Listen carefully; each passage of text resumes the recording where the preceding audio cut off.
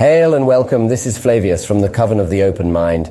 Today we'll be studying perhaps the most controversial figure from the Bible, and simultaneously, in my opinion, the most relevant figure when it comes to studying Christopaganism, the Witch of Endor. The Witch of Endor, in the Old Testament, 1 Samuel 28, 3:25, a female sorcerer who was visited by Saul, the first king of Israel. Although Saul had banished all sorcerers and conjurers from his kingdom, his concern about the final outcome of Israel's battle against the Philistines caused him to seek the services of someone with a familiar spirit.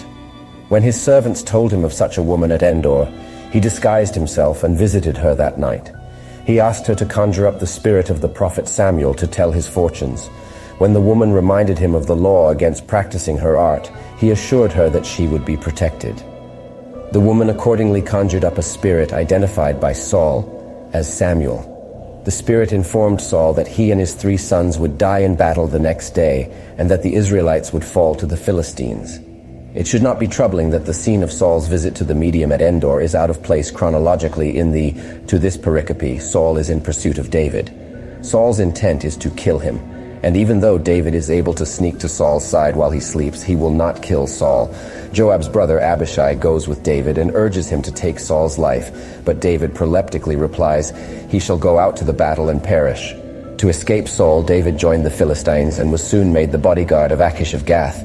In 28:1-2, the Philistines gather their armies to attack Israel, and as a bodyguard, David was expected to fight with the Philistines against his own people. The continuation of the story is in chapter 29, where David trusted in God and was spared having to fight. Inserted between the presentation of David's problem and its solution, however, is the story of Saul attempting to solve his own dilemma. Saul did not trust in God, but instead turned to a medium, a practice which had been strongly condemned by God. Thus, the contrast is drawn between David and Saul, between one who trusted God and one who went against God's command, between the rightful king and the rejected king. Samuel's death has already been recorded in 25:1, but it is repeated here. The traditional time of mourning has passed, and perhaps in memory of Samuel, Saul makes an edict, exiling all those who work with the spirits. This would have been very troubling to those with animistic tendencies. If Saul did indeed hold a syncretistic worldview, it would explain his double-mindedness in proclaiming an edict expelling the mediums, but not following through with their exile. The army of the Philistines and the Israelites face off across the Jezreel Valley, and it was apparent to Saul that he was in trouble. This put his worldview to the test.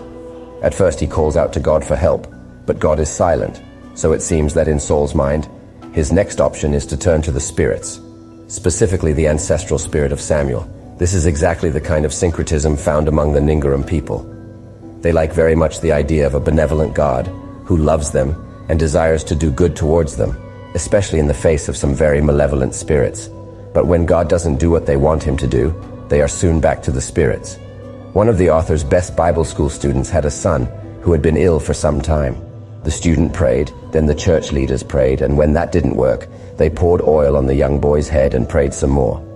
He also brought the child to the author for medical treatment, which was administered with prayer, but the boy remained weak and sickly. A few weeks later, the boy had a large cross sign smeared in mud on his chest. They had taken the boy to a magic man. God did not answer them, so they turned to the spirits just like Saul. When Saul sees that God will not answer him, the first thing he does is request a medium be found. It is interesting to note that one is found so easily. This is not simply an aside in the text. It is there to draw attention to Saul's double-mindedness. In verse 3 in the introduction, the author has already stated that Saul had put all the mediums and spiritists out of Israel, and it is mentioned again by the woman in verse 9. Yet right in the middle of those two statements, Saul has no trouble finding one. This is certainly in accordance with how a person who has aligned himself with animism while following God would act. To please God, he decrees that the mediums are no longer welcome. However, in order to keep from angering the spirits, there is little or no enforcement of this edict. Having found a medium at Endor, Saul prepared to travel. Endor was about 12 to 15 miles to the north of where Israel was camped on the slopes of Gilboa, but the Philistine encampment at Shunem lay between them. To make the nighttime journey unnoticed, Saul dressed in clothing that concealed his royalty and his identity. After he and his 2 servants arrive in Endor, Saul immediately requests a seance. It seems that something could have tipped the medium off to their possible identity. Perhaps she did not yet know he was the king, but she must have at least thought they were undercover agents of the king, because she accuses Saul of setting a trap for her that would result in her death. But Saul's reply seems to make his identity clear. Only a king could pardon her of a royally decreed capital offense. Once the woman realizes she is dealing with the king of Israel, there is quick acquiescence. There is no talk of payment. She simply asks Saul whom he wants to see. Saul names Samuel, and of course this is not likely a great surprise. The author does not mention any preparations she may have made or rituals she performed, but the next thing she sees frightens her greatly. At this point, there is much discussion among scholars. The problem is this: what caused the medium to scream? Many believe that her response is at recognizing Saul for the first time that night. Others resolve this problem by speculating that something about Samuel's appearance caused her to recognize Saul. It may have been that the mental picture of Samuel in his prophetic mantle, standing side by side with Saul, sparked her memory now that they were together again. Another possible reason for the medium's scream is that she was frightened that she was actually able to conjure up a spirit. Those who ascribe to this view usually place little value in the reality of necromancy, and some regard it as pure hoax. Therefore, the sight of any spirit was enough to cause her to cry out. This raises yet another question. If she did bring up a spirit, was it really Samuel? Some would say that it was purely demonic activity. Jonan Aids agrees with P. Kyle McCarter in that it was a demonic spirit, and a scribe simply added Samuel later on. Milton Spencer Terry asserts that Samuel never appeared at all. Rather, the woman possibly went into a mock trance and spoke as Samuel might have. He states that the first part of what was said was general knowledge. The kingdom was taken from Saul and given to David, and, hearing how superior the Philistine forces were, she made an educated guess that he and his sons would die in a rout the next day. Also, they argue, God vehemently condemns all types of activities involving the spirits in Deuteronomy 18:10-12, so it seems unlikely that he would use this venue to pronounce judgment on Saul. What seems most likely is that the woman had never encountered this kind of spirit before. When a person wants to speak with a dead ancestor, they go to a medium. The medium then chooses one of two methods, depending on the training received and how things are done in the diviner's culture. The first method is for the medium to be possessed by the spirit. The person will normally use music, drugs, or dancing until the demon takes control over his or her body. At that point, the spirit can be addressed by the family members and can answer using the medium's mouth. When finished, the medium typically remembers nothing. The second method is for the diviner to go into a trance and to act as an intermediary between the living and the dead. This too may involve a stimulant of some sort, with the result being that the medium has a vision, seeing a spirit. The family communicates with the spirit through the medium, but the medium normally remembers what has occurred. This leaves just one question unanswered. Why did she then cry out, "Why have you deceived me? For you are Saul." The story of the fall of man may help here. When a divine figure, God, approached a guilty human, Adam, the human immediately pointed the finger at another equally guilty human, Eve.